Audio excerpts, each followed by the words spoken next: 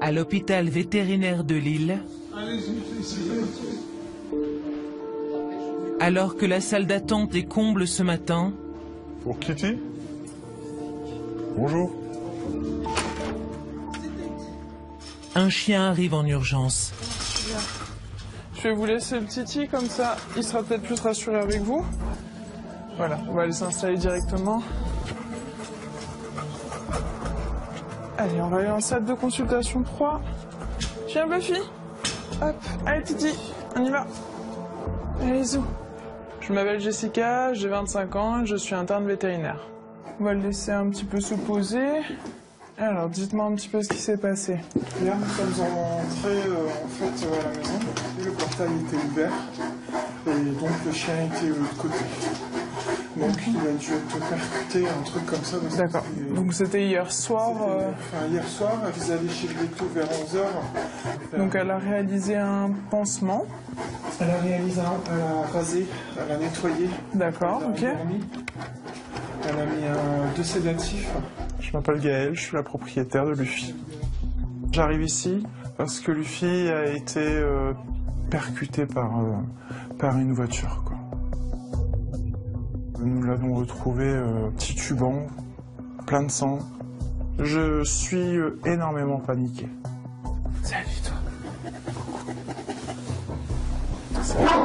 Oh là. Ok. Tu as mal mon grand? Bah alors mon bébé. Ah oui, tu as mal. Aïe aïe. Ok. Bon, je pense que le reste des examens, de toute façon, on va certainement les faire sous sédation. C'est tout ce qui est radio, etc. Ah, bah oui. Bon alors, qu'est-ce qu'on t'a fait? Quand je vois la patte de Luffy avec un pansement qui a été mis pour essayer de le contenir, je me dis que ça a l'air d'être une belle fracture qui a l'air vraiment de lui faire mal. Ce qui va être important de faire, alors certes, ça patte une fracture qu'il va falloir certainement opérer à mon avis, il va falloir faire des radios pour un petit peu comprendre ce que c'est exactement et quel type de chirurgie on va pouvoir vous proposer. Il y a aussi faire un bilan un petit peu plus général parce que s'il s'est fait taper par une voiture, on ne sait pas exactement quel organe aurait pu être touché. D'accord? Il faudrait faire des radios de son thorax déjà et regarder sur une échographie pour voir s'il n'y a pas d'épanchement. D'accord? C'est quelque chose qui est impressionnant, une patte fracturée, mais vraiment tout de suite, c'est pas le plus grave. Il y a eu un traumatisme, un choc important, et certains de ces organes vitaux ont pu être touchés. Il peut y avoir une hémorragie qui se met en place, ou un épanchement au niveau thoracique, et le chien peut en mourir. Je vais l'emmener directement en hospitalisation. Viens Titi, allez viens, viens Luffy. Allez, hop hop hop hop, attends, viens là. À tout à l'heure.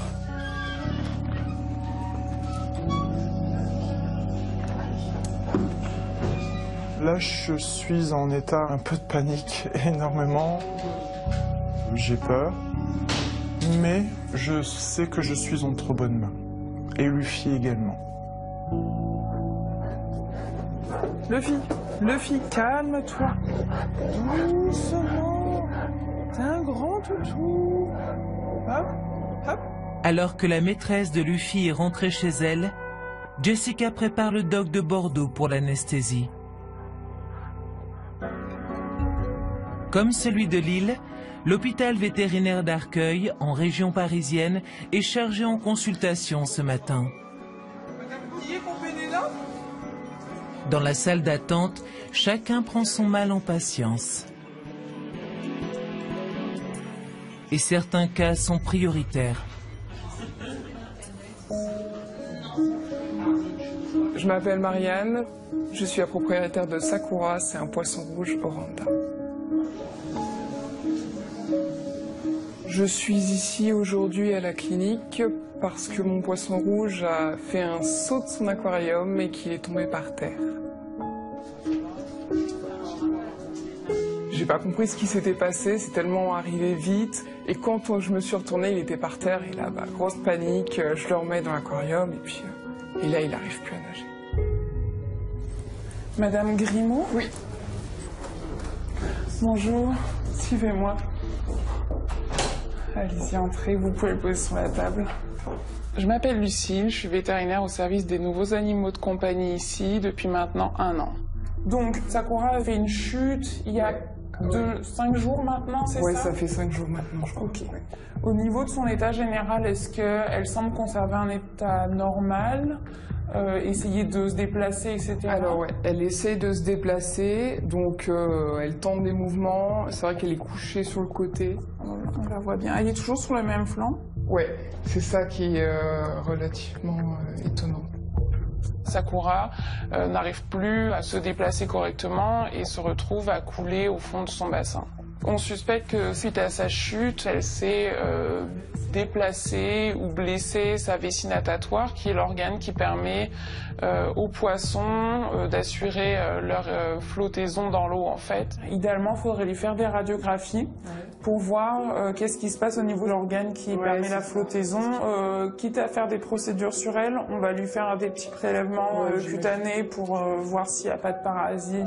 Donc ça, c'est la principale complication de ce type de problème. Le risque principal, c'est que donc elle se blesse au fond de son aquarium à cause du contact avec le fond et qu'elle développe éventuellement des infections de peau secondaires ou qu'elle finisse par ne plus être capable de se nourrir correctement et donc qu'elle dépérisse suite à ça. La radio, c'est vraiment l'examen de base pour savoir ce à quoi on a affaire. On va la sédater un petit peu, pour juste qu'elle bouge pas beaucoup, qu'elle stresse pas. Donc on va vraiment y aller avec des toutes petites doses d'anesthésique. D'accord ? Ouais, d'accord. Je suis un petit peu stressée. J'ai acheté ce poisson il y a 3 ans et ça a été un petit peu un coup de cœur. Même si j'y tiens et que ça peut paraître démesuré, ça fait plaisir de voir qu'on a quand même des gens qui peuvent nous soutenir dans ce genre de moments et qu'on n'est pas tout seul. Ok, parfait, à tout à l'heure. À tout à l'heure.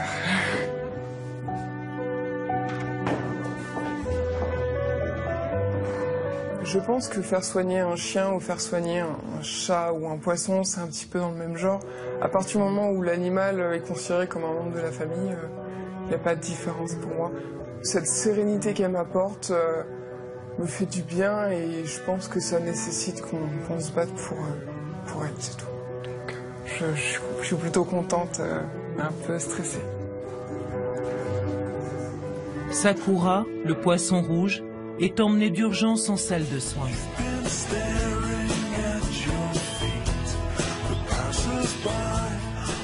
Au zooparc de Beauval, dans le Loir-et-Cher, les naissances se succèdent cette année. Dis bien Nora, ça y est, t'as fait ton petit? Une bouse petit, tout voyant. En plus, tu le laisses téter. Impeccable. Samuel, à la savane africaine, comme Sébastien au fauve, chaque soigneur surveille de près les tout petits. Juste dans le coin, en fait, un genre de petite boule noire. Ça lui fait combien de jours? Là, il est né avant-hier. Chez les rhinocéros aussi, un petit dernier est arrivé. Oui, c'est Joe, c'est pour te prévenir. Là, on a sorti tout le monde. On va sortir le petit, là, dans 2 minutes. Jonathan travaille avec Samuel. Allez, mon petit Gaïnda, on y va. Première sortie. Allez, mon gros. Ouais, t'es motivé? Allez. Ouais, c'est bien ça, Gaïnda. Gaïnda est un rhinocéros indien. Il est né il y a tout juste 2 mois.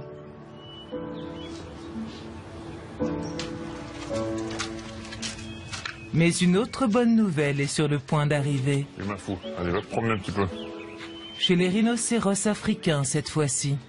Mafou, c'est une femelle rhinocéros blanc qui vient du zoo de Montpellier, en fait.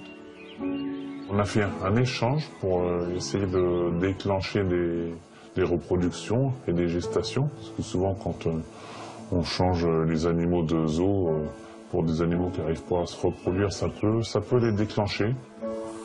C'est bien Mafou. Et pour Mafou, c'est le cas aujourd'hui. On attend le nouveau-né pour l'agrandissement de la famille rhinocéros. Proche du terme, Mafou est sous observation 24 heures sur 24. Elle a pas mal bougé quand même. 52 sur le flanc, 10 minutes après sphinx, puis sur le flanc et encore sphinx, 8 sur le flanc, sphinx sur le flanc. C'est bien ça, c'est parce qu'elle est en train de démarrer les contractions, elle est en train de positionner le bébé dans la bonne position. Là, on fait sa prise de sang et on essaie de collecter du lait. Et c'est important parce que c'est le plus important là. Plus on se rapproche et plus c'est le lait qui est important. Bien évidemment, ça va dépendre de ce que nous laisse faire. Je m'appelle Baptiste, j'ai 38 ans et ça fait 2 ans que je suis vétérinaire au zoo. Donc là, je vais en fait à la zone africaine pour faire une prise de sang sur la femelle rhinocéros, Mafou, comme tous les matins depuis ces derniers jours. Bien. Bien, Mafou.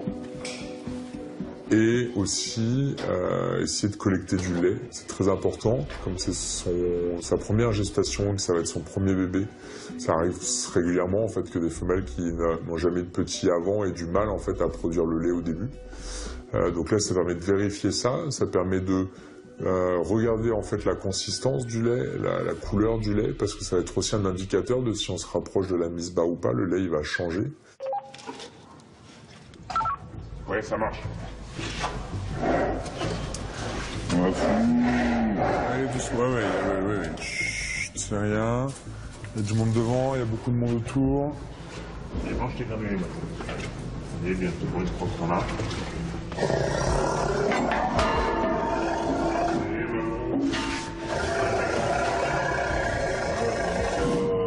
Tu lui en mets un peu, voilà. Avec les granulés, qu'elle mange les deux. Ok. Doucement. On est sur une femelle qui subit déjà un stress naturel, c'est normal. Elle va accoucher, hein. Elle a déjà des contractions. Ça fait plusieurs jours qu'elle travaille pour mettre le petit dans la bonne position. Et nous, là-dessus, on rajoute la prise de sang et la collecte de lait. Donc le but du jeu de notre côté, en fait, c'est vraiment de faire en sorte que ce soit quelque chose qui soit le moins stressant possible pour elle.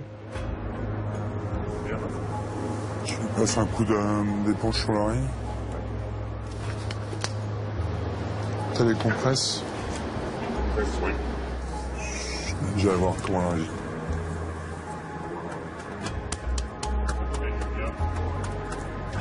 Voilà, bien.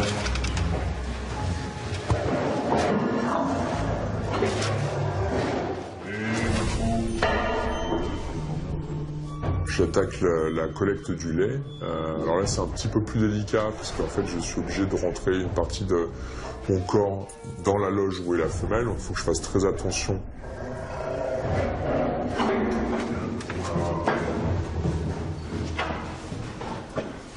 Elle est agitée, elle n'est pas méchante, elle n'est pas agressive, mais elle est un peu énervée. Et puis, c'est un animal qui fait 2 tonnes. Si on se retrouve entre 2 tonnes et un poteau métallique, ça fait mal.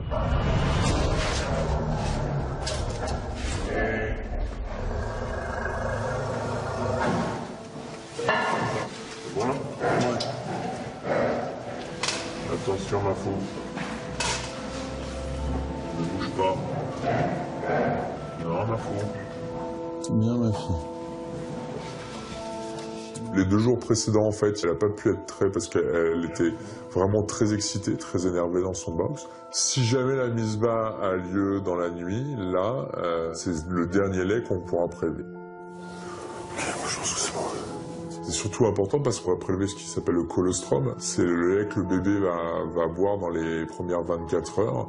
Et ce lait-là, en fait, c'est celui qui va amener toute la protection, en fait, tout le système immunitaire. Et c'est pour ça que si jamais, dans les premiers temps, il devait y avoir un souci avec la maman, on va pouvoir donner au bébé par le biais d'un biberon. Vas-y, fille. La seule chose par contre, c'est qu'il faut que vous vous organisiez pour qu'il y ait quelqu'un en permanence. C'est très important parce que dehors, on va pas voir proprement si elle perd les os en fait. Hein, et puis nous, on vous tient au courant de la progestérone dès qu'on a les résultats dans la matinée ou dans l'après-midi. Là, on se rapproche et donc ce qu'on attend, c'est la perte des os en fait. Parce que la perte des os, ça va nous donner le top départ. Je dirais qu'il y a une certaine tension. Là, ce rhinocéros blanc, on sait que c'est une espèce qui est extrêmement menacée dans le milieu naturel. Donc on sait qu'il y a un enjeu majeur là, il faut qu'on ait tout prévu, il faut que tout soit prêt.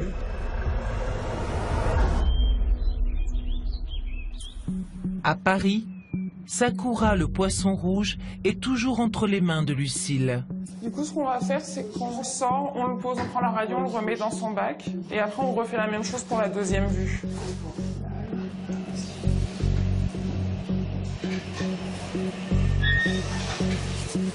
Il n'y a pas de fracture évidente. En tout cas, normalement, c'est vraiment bien central. Là, les deux sont un petit peu sur le côté. La deuxième, elle part un petit peu sur la droite. Ça expliquerait pourquoi elle flotte le plus souvent sur son flanc gauche.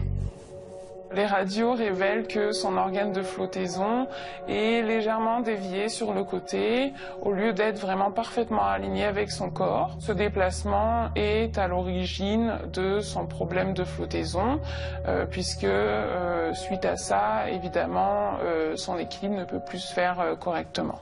Ok, bon, du coup, vu qu'elle est stable, on va prendre le temps de la remonter, et puis on va falloir qu'on lui fabrique son petit harnais. On va faire flotter. On va faire un harnais. Un harnais. Eh ouais, c'est cool, hein. Je veux voir ça. Eh non, c'est moi qui suis en bac.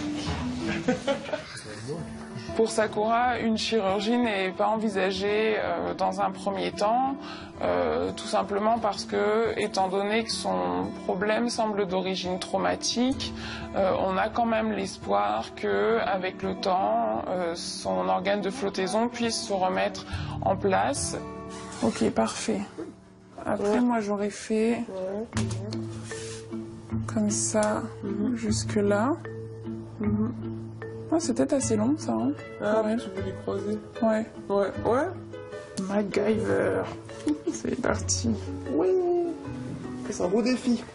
Ouais.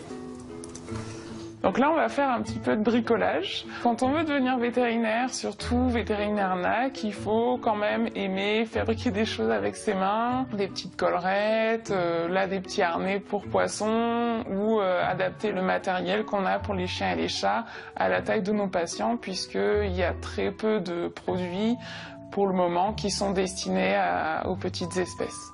Ok, on va essayer juste de mettre l'élastique. Qu'est-ce que ça donne? Oh, cool.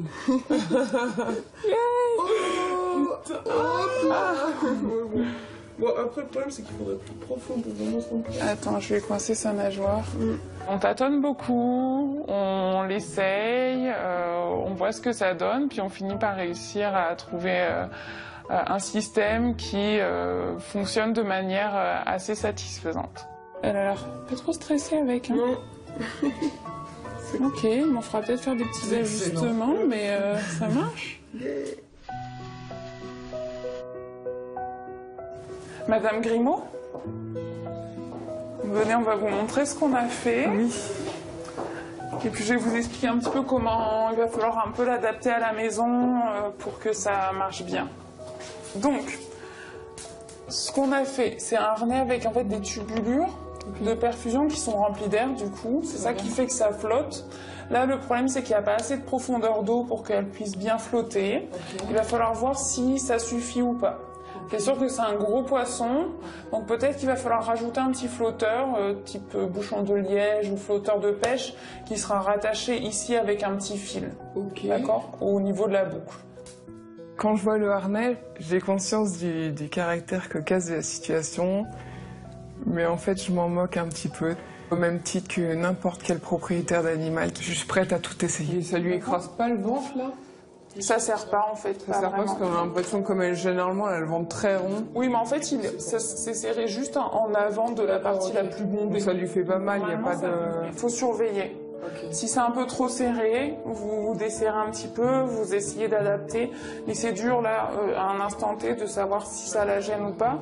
Parce que dès que ça va être un peu trop desserré, du coup ça va glisser, ça risque de frotter. Dès que ça va être trop serré, ça va la gêner. Je m'attendais pas à repartir avec un poisson qui aurait un appareil pour lui permettre de flotter. On va croiser les doigts pour qu'à l'arrivée à la maison, elle le garde, elle est toujours sur elle et que ça se passe bien. C'est super, je vous remercie parce que c'est vrai que je pensais pas vraiment tomber sur des vétérinaires qui s'y connaissent un petit peu. Je pensais je savais pas à quoi m'attendre quoi. Non, c'est pas facile. Hein. Puis bon, les harnais, c'est pas évident de trouver le bon design. Donc là, moi personnellement, c'est mon premier harnais. Ça a l'air plutôt pas mal, donc... Il a l'air de tenir, mais faut qu'on voit sur la durée si elle le tolère bien. C'est toujours plaisant de voir qu'il y a des gens qui apportent suffisamment d'affection à leur poisson, même si, entre guillemets, c'est qu'un poisson pour la plupart des gens. Je vous remercie. Je vais pas pouvoir vous serrer la main. Il n'y a pas de problème. Rentrez bien. Je vous remercie beaucoup. Au revoir. Au revoir, merci. C'est exactement pour pouvoir soigner toutes ces espèces que j'ai choisi cette spécialité, parce que justement, je trouvais ça relativement injuste que les chiens et les chats aient droit à des soins de haut niveau et que les autres espèces soient plutôt délaissées. Pour moi, ils méritent tous d'avoir des soins autant qu'on peut leur en offrir. À l'hôpital vétérinaire de Lille, Luffy, le dog de Bordeaux, sans doute percuté par une voiture, est transporté en salle d'imagerie. Il faut vraiment vérifier tous les organes vitaux qui auraient pu être touchés suite à un traumatisme aussi important. Je regarde au niveau de son thorax, s'il n'y a pas d'épanchement, s'il n'y a pas de pneumothorax ou de traumatisme trop important. On regarde aussi au niveau de son abdomen qu'il n'y ait pas d'épanchement. Et puis de sa vessie, on regarde si ses parois sont intègres.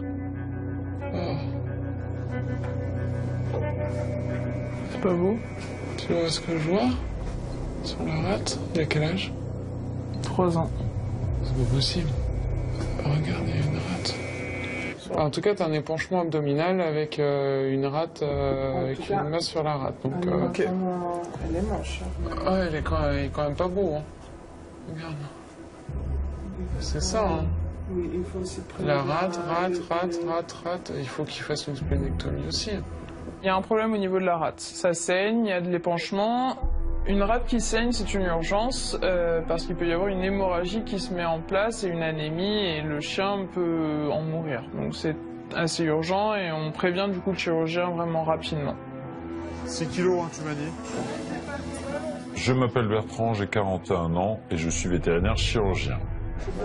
Dans la mesure où on a un saignement qui est potentiellement actif, c'est-à-dire qui continue à saigner avec des irrégularités au niveau de la rate, finalement on n'opérera pas la fracture tout de suite, mais la priorité ça va être d'aller voir ce saignement et le cas échéant peut-être même de retirer la rate.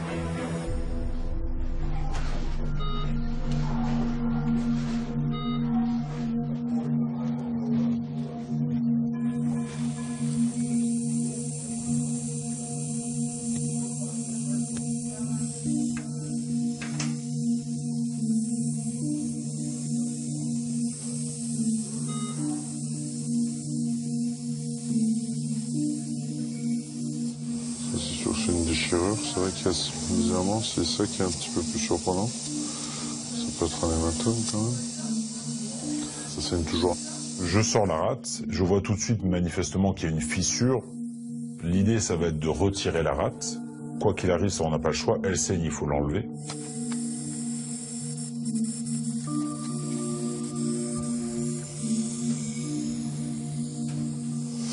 Je vérifie que ça saigne pas bien. Je retire la rate, on nettoie l'ensemble de la cavité abdominale, je vérifie qu'il n'y ait pas d'autre chose qui saigne, le foie ou même d'autres organes, sait-on jamais. Bon, ben voilà. Et finalement, je vois que tout est propre, on referme la paroi abdominale et on le laisse se réveiller. On a vraiment jugué le problème vital, a priori, du saignement. Il nous reste juste sa patte à opérer.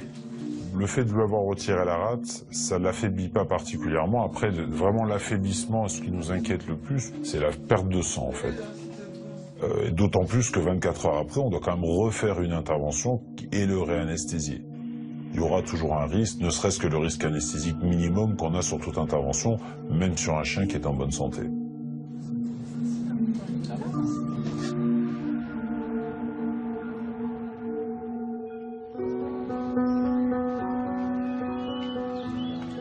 Au zoo-parc de Beauval, la naissance du rhinocéros est imminente.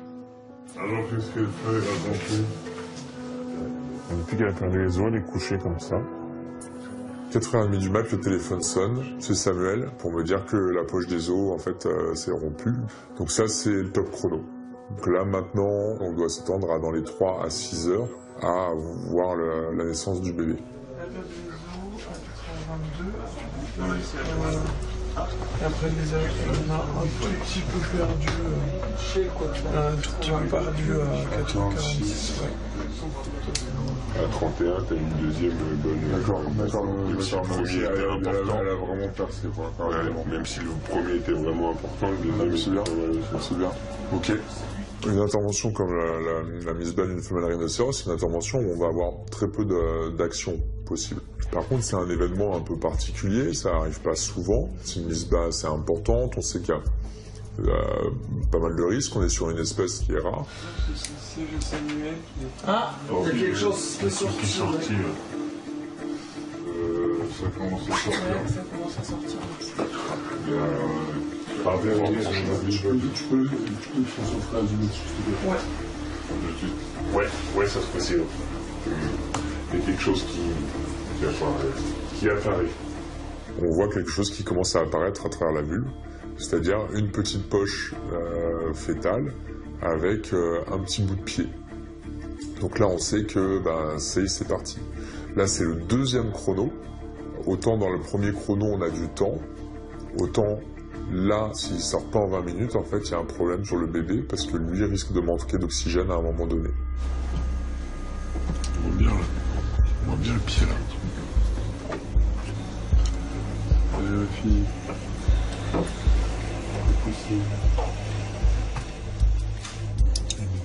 Depuis que la poche est apparue. Ok. Elle pousse là. Une fois qu'il est dehors, la priorité pour nous, c'est de voir s'il y a une patte qui bouge ou une oreille qui bouge ou un truc comme ça. D'accord? On s'accorde jusqu'à 30 minutes pour considérer qu'il y a un problème. À partir de 30 minutes, on considère que là, il y a un souci, et donc là, il faut agir.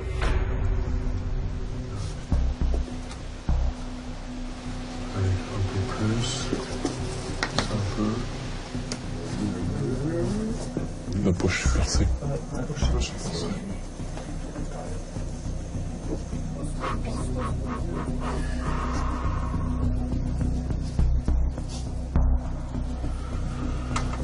Ma chérie.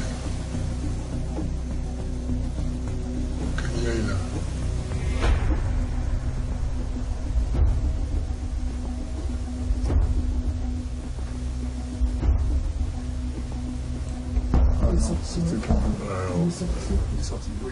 Change de caméra.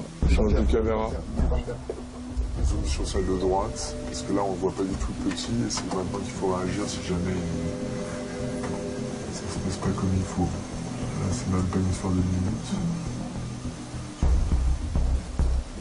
Ah ok, nickel. Vas-y, et zoom dessus. Il bouge la tête. Il bouge, ouais. Il bouge. En faisant un zoom sur ses naseaux, on le voit respirer, et puis après bouger. Donc là, c'est la joie.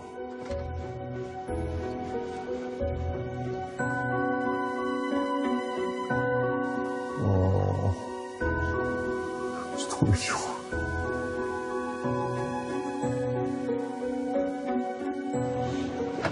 En tout cas, la mère a un super comportement. Mafou n'est pas du tout agressive avec le petit, et elle s'en approche, elle s'en occupe. Là, c'est le soulagement général. Ouais. C'est de tétine la femelle. Ouais, c'est un tétine. Yes. Ouais. Une petite femelle. Ça, c'est cool, parce que c'est notre première femelle. Vous avez pensé à un nom déjà? Non. Ah non.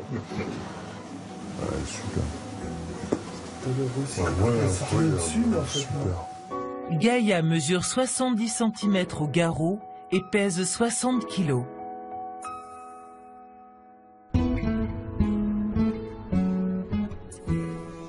À l'hôpital d'Arcueil, en région parisienne, un patient inhabituel. Il s'agit d'un paresseux. Voilà. L'animal est un pensionnaire du zoo de Vincennes. On lui pose le caté ici. Ouais, on peut. Ouais. Le caté, tu l'as? Ouais, je l'ai. Ouais. C'est bon? Ok. Je suis Alexis, je suis vétérinaire et directeur scientifique du parc zoologique de Paris.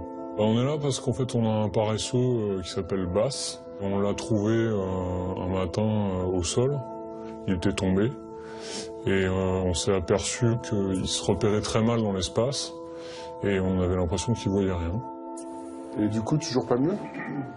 Non, il est stable. Il est toujours en amorose, c'est à peu près le seul signe clinique que tu peux voir. On se trouve devant ce qu'on appelle une amorose, c'est-à-dire une absence de vision, mais pas d'origine traumatique oculaire, mais d'origine centrale nerveuse. Et donc du coup, la première indication, c'était l'IRM, et c'est pour ça qu'on est ici. On avait discuté si c'était éventuellement possible en maintenant de faire un examen clinique, c'est difficile. Ouais, surtout là, il a la pêche. Les pattes, elles volent. Ouais, ok, bon. Prends un coup de griffe dans la figure, c'est sans passer. Elles sont sympathiques. C'est pas parce que c'est réputé être gentil et lent que c'est pas très très dangereux en fait. Et ça a 4 dents qui sont bien pointues et qui peuvent bien faire mal quand il serre. Ça a des très grandes griffes pour s'accrocher dans les arbres et ça peut avoir des mouvements très très rapides. Il doit être manipulé par des gens qui ont l'habitude de faire ça. Il faut qu'on prenne des gants en cuir, qu'on ait plusieurs à le tenir. Parce que c'est un animal qui peut provoquer des blessures importantes. Ça va bien. C'est parce qu'il est sur le bâton en fait. Ouais, il a Là c'est bon. C'est bon. Et bien. Il se ramollit un peu ou quoi? C'est bon, tu veux y aller? Faut sortir. Je m'appelle Mine, j'ai 34 ans, je suis spécialiste en médecine zoologique. Ouais. Ça se sent. Okay. Là on est bien. On a très peur, sur le cas de Bass, d'avoir quelque chose d'un peu irréversible. Donc ce qu'on ne veut pas voir à l'IRM, c'est particulièrement des fractures, un hématome. On peut même imaginer une tumeur ou des choses comme ça, des anomalies qui, à terme, le condamneraient. Ok, c'est bon. On s'emmène. On ressent évidemment une grosse tension. C'est un animal, entre guillemets, qui appartient un peu à tout le monde. C'est un animal de zoo. Il a une valeur symbolique pour tous les animaux de son espèce. On remet l'huile dans l'eau quand même déjà. Parce que sinon ça tire en fait. Tu vois là, la sonde elle tire vachement. Olivia, t'as un signal ou pas? Vas-y, reballonne. On est stressé parce que quand on commence à combiner la médecine vétérinaire moderne avec des animaux sauvages, on fait forcément des choses nouvelles. C'est-à-dire qu'il y a peu de paresseux qui sont passés par des IRM, il y a peu de paresseux qui ont été injectés avec un produit de contraste. Donc on n'a évidemment pas envie d'être le premier à découvrir que le produit de contraste est contre-indiqué chez le paresseux. Là, t'es bon ou pas, toi? Ouais, là c'est bien. Ok, alors je vais faire comme ça. Bien.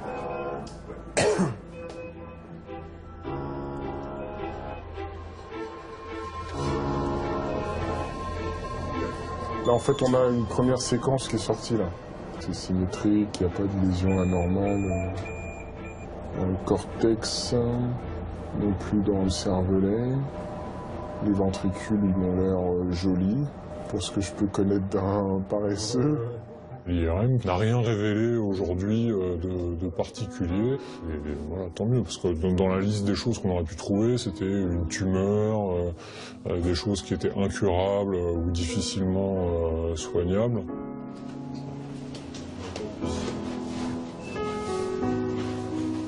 Même si on n'a pas de diagnostic arrêté, c'est important pour les soigneurs de s'entendre dire sur son cerveau, sur son encéphale, on n'a pas de problème.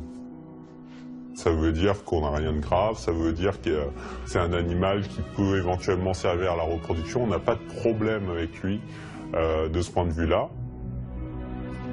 Bass le paresseux intrigue les soignants. Il y a du monde. Ouais, c'est plus gros quand même. Ouais, il a pas une si belle tête que ça. Ouais, il a un petit peu chaud. Le lion, ouais. Chauve-souris mélangé à chaque fois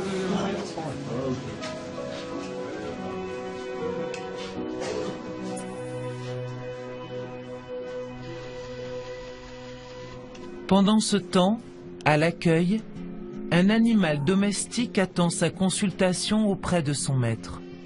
Je m'appelle Antoine, j'ai 24 ans et je suis le propriétaire d'Aris.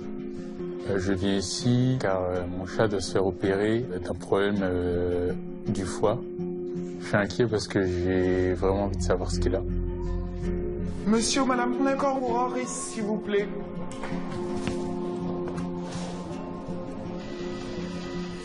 Bonjour, monsieur le docteur Bismuth, je suis chirurgien. Antoine. Allez-y. Donc, Aris, chat européen mal castré, né en 2002. Ce qui lui fait donc 14 ans. Hop. Normalement, il va être calme. Il est gentil. Normalement, il est content normalement de Aris, sortir. bah, tu viens, mon nounours. Là, oh, la liberté. Oh, bah, ça y est. Oh, t'es content, mon loulou. Hein? Je m'appelle Camille, je suis chirurgien spécialisé au centre vétérinaire depuis maintenant 1 an et demi. Tu sors un peu?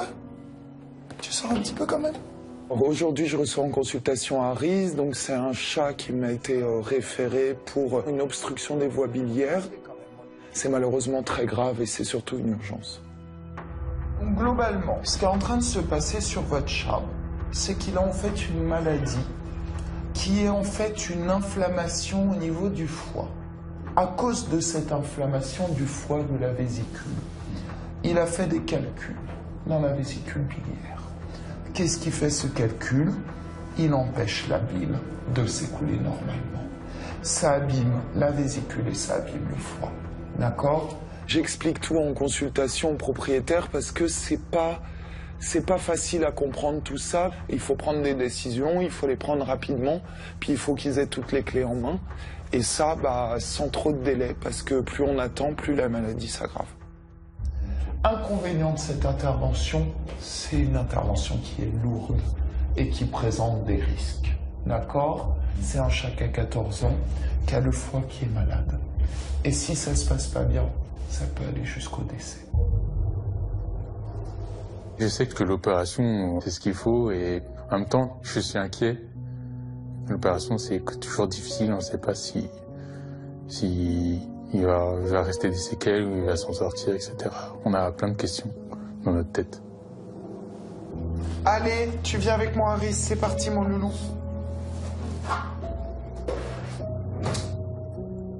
Aris, pour moi, c'est une personne qui est dans la famille. On l'a vraiment adopté comme un fils, quoi. On va dire, un fils, un frère. Effectivement, c'est dur. On va s'occuper de lui. Allez, mon loulou, on ferme la porte. Merci. Hein. Devant la gravité de la situation, Aris est envoyé au bloc opératoire. Tu peux commencer, hein. Tu commences ça, tu te mets au xypho, hein. Tu sais quel âge il a, hein? 14 ans. Avant l'opération, c'est vrai que je suis stressé, hein, c'est normal. Il a un âge qui est extrêmement avancé. Il faut que je m'adapte aussi à lui et il faut que je m'adapte à sa maladie. Donc ça fait beaucoup de choses à gérer. Je sais que c'est pas une chirurgie qui va être facile. À Lille, un cas beaucoup moins grave. Un jeune chiot se présente à l'accueil avec sa maîtresse. 6 semaines, hein. Il a eu 6 semaines vendredi. D'après ce qu'elle m'a dit, oui. Oui. Ah, bonjour madame. Asseyez-vous.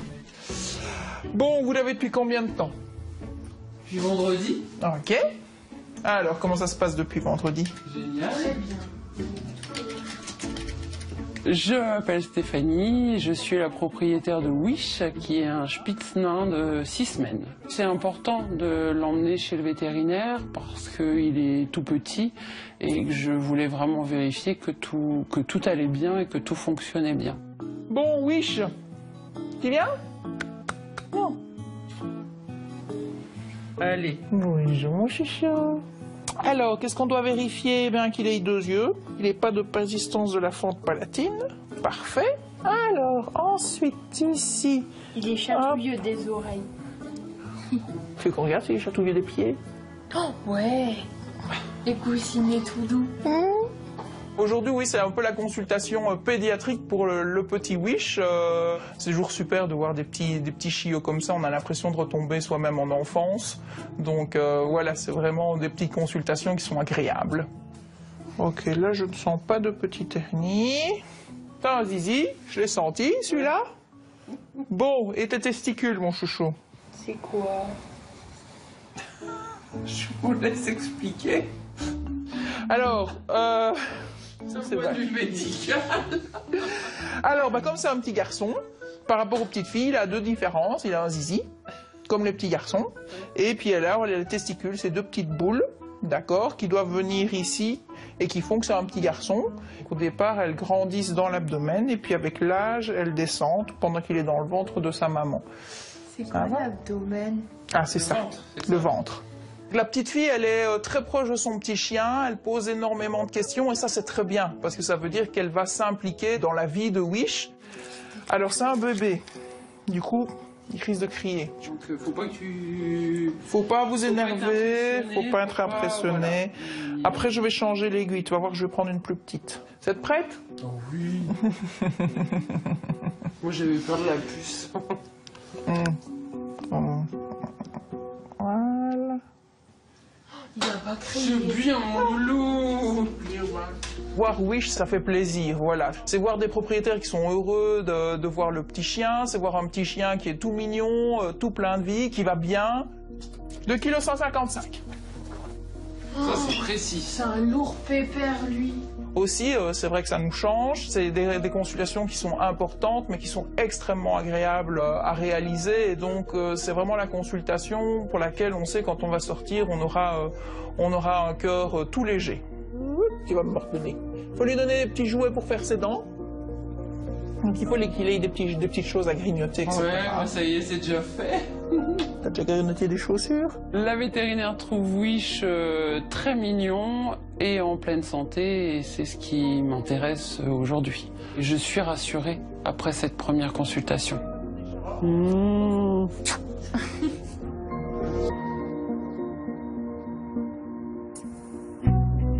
À Paris, Camille poursuit son intervention chirurgicale sur Harris, le chat malade du foie. Je pourrais avoir une lame de 11, s'il vous plaît?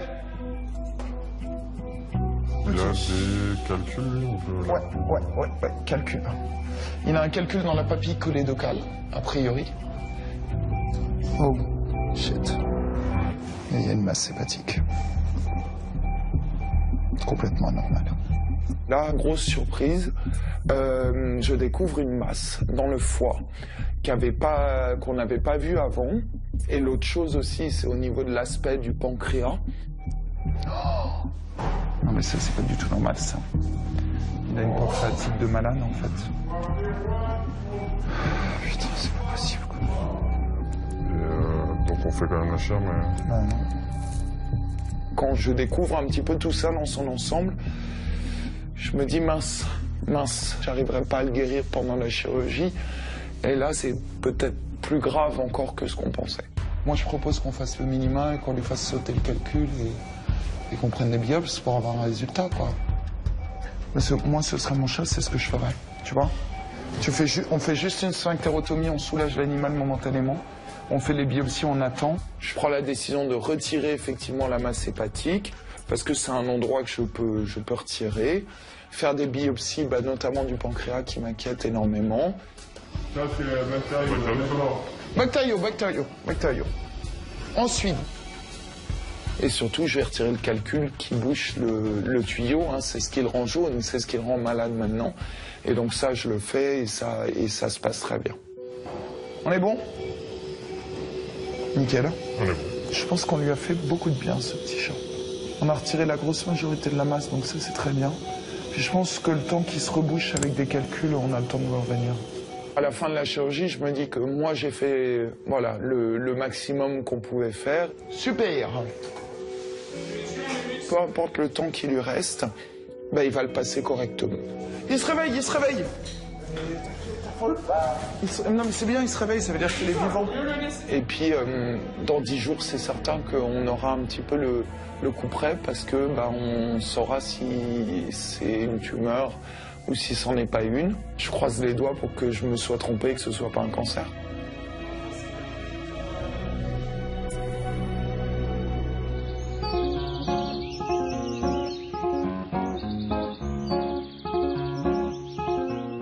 Le même jour à Beauval,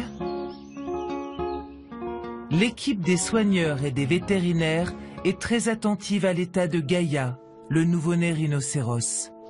Est-ce qu'elle devrait d'abord pousser sur les antérieurs. Il faut que le bébé se lève assez rapidement. La maman, en fait, risque de s'impatienter. En fait, si le bébé se lève pas, en 1 à 2 heures, il doit être debout. La petite, là, en fait, elle est dans le coin. Et elle pousse juste avec les postérieurs. Et en fait, elle est en train de se fatiguer. Le truc, c'est qu'il faut pas séparer Mafou longtemps, si on veut, que ça impère pas derrière sur le comportement avec le bébé et sur le fait qu'elle accepte de l'allaiter et tout. Donc, ce qu'on va faire, c'est que vous allez essayer de nourrir Mafou. Si elle passe pour aller chercher la bouffe, fermez. Et l'idée, c'est juste de tirer le petit. Donc rapidement, de tirer le petit pour le dégager comme ça de la flotte et surtout le remettre avec ses antérieurs bien devant. L'idée, c'est d'intervenir de manière à ce qu'elle, derrière, elle puisse toute seule se lever. Ça, ce sera conditionné uniquement à Mafou. C'est-à-dire que si Mafou ne nous laisse pas approcher, on ne peut rien faire. Et viens, Mafou. Mafou. C'est bien ça.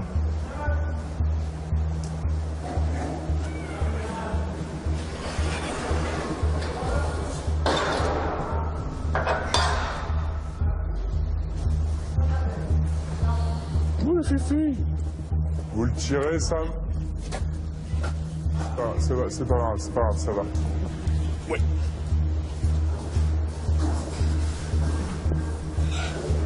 C'est bon, Sam, c'est bon. Comme il faut. Vous lui mettez les antérieurs comme il faut.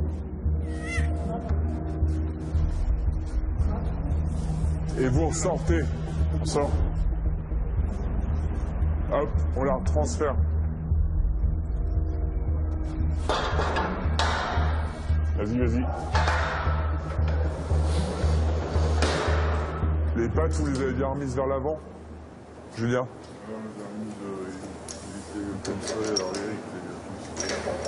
On se laisse une vingtaine de minutes pour voir comment ça se passe, si ça lui permet de se lever elle toute seule. Tu vois, là c'est bien parce que maintenant elle est bien posée, elle est sur un terrain qui n'est pas glissant et tout.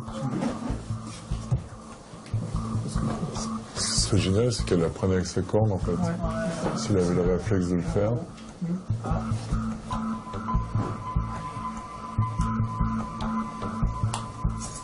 Elle se lève pas, c'est ça? Non, elle se lève pas en fait. Au lieu de pousser sur les antérieurs pour s'asseoir et après pousser sur les postérieurs pour se lever, elle pousse sur les postérieurs uniquement. Mais le bébé n'arrive toujours pas à se lever tout seul. Et là, on décide donc d'aller intervenir, c'est-à-dire de voir si Mafou accepte à nouveau de se séparer de son bébé. Et si nous, on peut aider le bébé à se mettre debout. On va pas courir parce qu'il faut pas la stresser. Faut pas la stresser, mais qu'on agisse rapidement en même temps. Ok? Mafou, ça va? Viens, Mafou. On y va.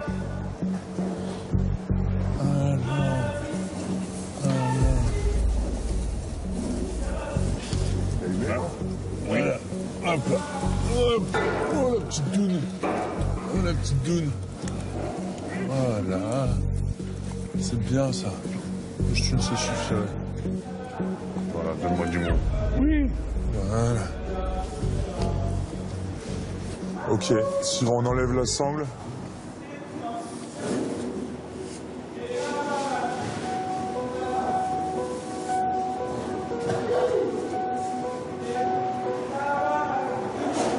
Ok.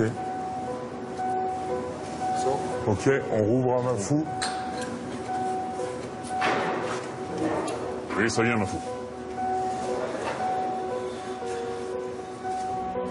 Doucement. On va la faire tomber. C'était pas mal, elle a bien tenu toute seule à un moment.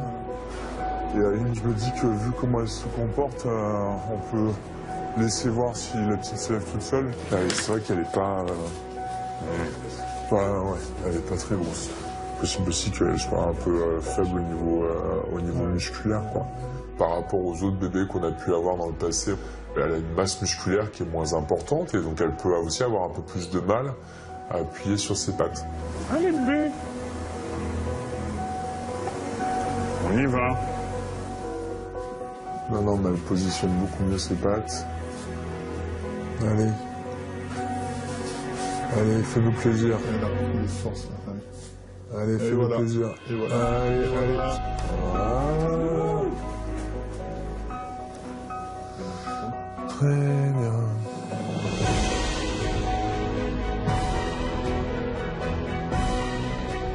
Alors, on essaie au maximum, nous, en parc zoologique, de laisser la nature se faire toute seule.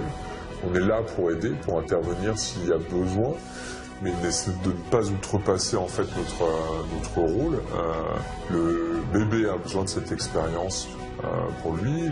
Mafou, la femelle, elle a besoin aussi de vivre cette expérience. Le but, c'est de ne pas casser ce lien qui est en train de se créer entre le bébé et la maman.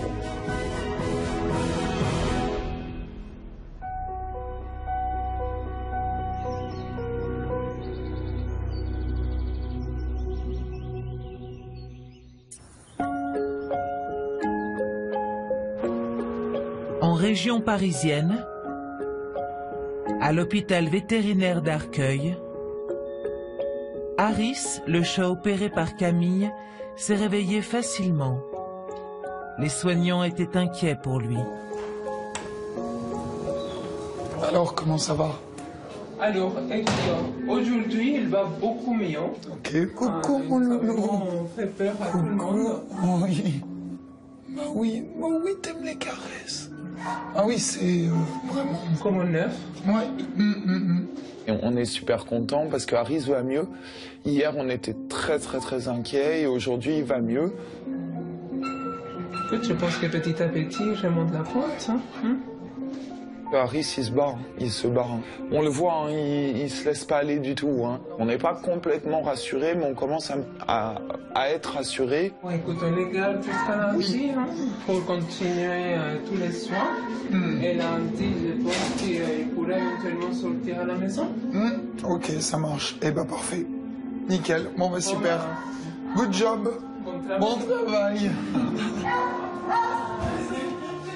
La suite pour Harris, ça va être globalement surtout ce qu'on appelle du support. C'est-à-dire qu'il faut vraiment l'aider au maximum, lui donner à manger, qu'il reprenne des forces, pour qu'il rentre rapidement chez ses propriétaires, qu'il passe du temps avec lui, qu'il profite de lui et advienne que pourra.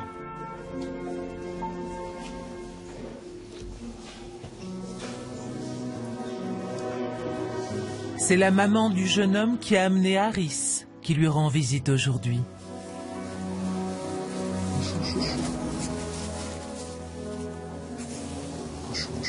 Ça va? Moi, je suis la bébé. Ça va? Mon dodo, ça va? Ça va bien? Tu l'aimes pas?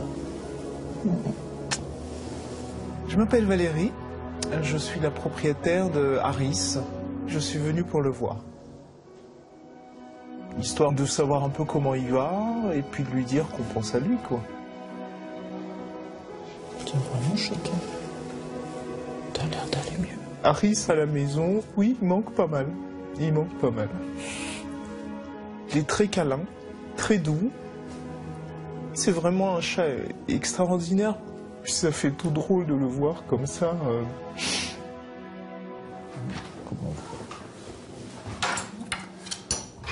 Voilà, je vous laisse un petit peu à manger, voir s'il veut bien manger avec vous. Là, actuellement, bon, comme vous savez, il avait été opéré pour la masse au niveau de son foie. Et on aura les résultats Alors, ça serait minimum 10 à 15 jours. D'accord. D'accord. Je m'appelle Marina, j'ai 31 ans et j'ai fait la résidence en médecine interne. Je travaille ici depuis 4 ans. C'est un traitement médical, d'accord, comme je sois actuellement, avec l'alimentation, d'accord. Alors il faut effectivement qu'il mange et s'il ne mange pas, le nourrir par ces petites sondes, d'accord. Regarde. Il me fait des câlins, il fait des petits câlins, hein. Je vous laisse avec lui, d'accord, voir s'il veut bien manger.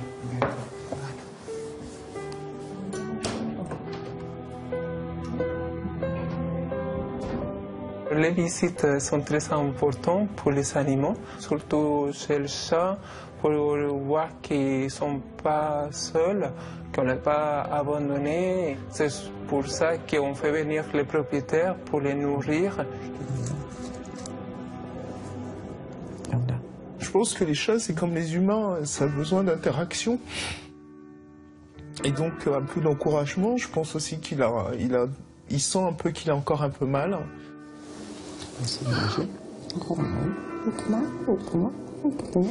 Et on se doit, oui, de s'occuper d'eux, prendre soin d'eux, et autant que faire se peut, les soigner, quoi.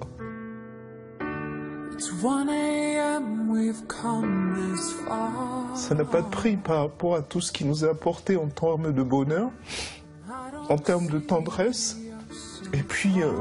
Enfin, comme je dis, il fait partie de la famille. Donc on fait ça pour nos enfants, on fait ça pour nous, et pourquoi pas pour eux. Bonjour. Alors, il a voulu manger? Non. Bon. Il a senti, mais sans plus. Des fois, il nécessite un peu de temps, hein? Oui. C'est reste avec nous, mon petit Jimmy. Ce qui est rassurant, c'est qu'il a l'air d'aller bien. Et tel que c'est, donc d'ici 2-3 jours, il pourra rentrer à la maison.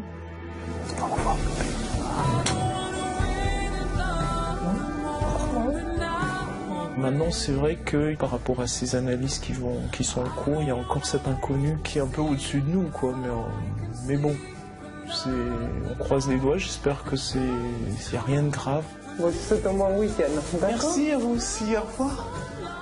Au revoir, chouchou. Voilà. Il faut continuer. J'ai envie de dire, tant qu'il y a de la vie, il y a de l'espoir. Donc, je ne peux être qu'optimiste. La maîtresse d'Aris a raison d'être optimiste. Les résultats des prélèvements sur la tumeur décelée par Camille se révéleront négatifs. Aris n'a pas de cancer.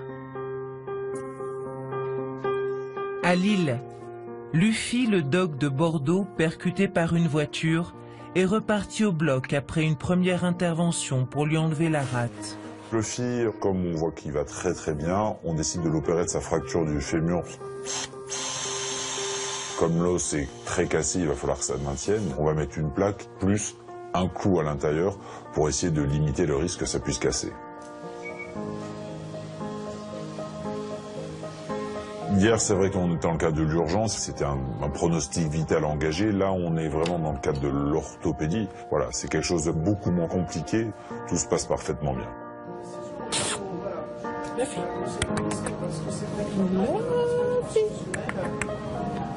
La fille. Ça y est, on revient. Allez. Oh. Petit gros doudou.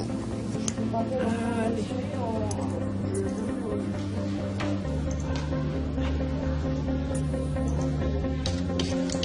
Bonjour, monsieur Lams, priez, s'il vous plaît.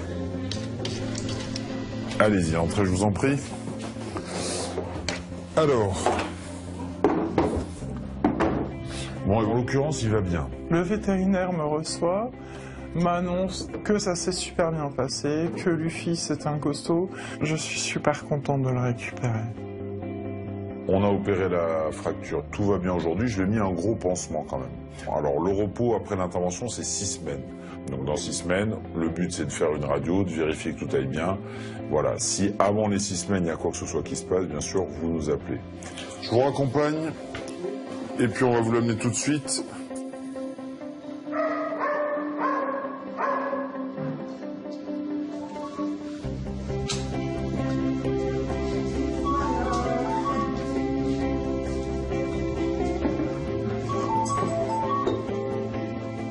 Quand je vois mon chien, c'est de l'émotion, c'est une partie de nous qu'on récupère comme ça, quoi.